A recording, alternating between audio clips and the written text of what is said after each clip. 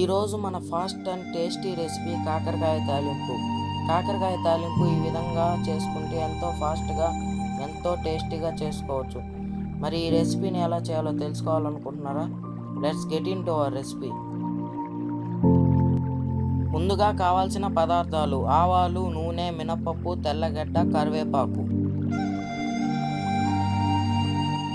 ఉప్పు, కారం, పసుపు, ఎండు కొబ్బరి. 1/2 కేజీ కాకరకాయ ఈ విధంగా సన్నగా తరిగి పెట్టుకోవాలి. ముందుగా ఒక ప్యాన్లో 6 స్పూన్ల నూనె వేసుకోవాలి. నూనె వేసి నూనెను వేడి చేసుకోవాలి. తర్వాత అందులో ఆవాలు, కరివేపాకు వేసి బాగా వేయించుకోవాలి. ఇవి రెండు వేగిన తర్వాత 1 టేబుల్ స్పూన్ మినపప్పు వేసి మీడియం ఫ్లేమ్లో పెట్టి మాత్రమే వేయించుకోవాలి.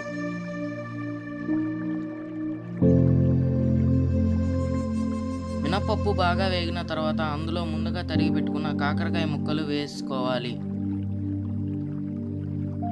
అందులో 1/4 టీ స్పూన్ పసుపు, తగినంత ఉప్పు వేసి మీడియం ఫ్లేమ్లో పెట్టి మాత్రమే బాగా కలుపుతూ ఫ్రై చేసుకోవాలి. హై ఫ్లేమ్లో పెట్టి చేసుకుంటే మాడిపోతాయి. కాకరకాయ వేగే లోపల ఒక మిక్సీ జార్లో 25 గ్రాముల ఎండు కొబ్బరి, 10 వెల్లుల్లిపాయలు, 2 స్పూన్ల మిరప్పొడి, తగినంత ఉప్పు వేసి బాగా పొడయ్యేంత వరకు మిక్సీ పట్టుకోవాలి. ఎండు కొబ్బరి ఈ విధంగా బాగా పొడయ్యేంత వరకు మిక్సీ పట్టుకోవాలి. కాకరకాయ రోస్ట్గా ఫ్రై అయ్యేంత వరకు ఫ్రై చేసుకోవాలి. తర్వాత మనం ముందుగా మిక్సీ పట్టి పెట్టుకున్న ఎండు కొబ్బరి పొడి అందులో వేసి మీడియం ఫ్లేమ్లో పొడి కలిసేంత వరకు బాగా కలబెట్టుకొని ఒక బౌల్లోకి సర్వ్ చేసుకుంటే మన టేస్టీ రెసిపీ కాకరకాయ తాలింపు రెడీ అయినట్టే.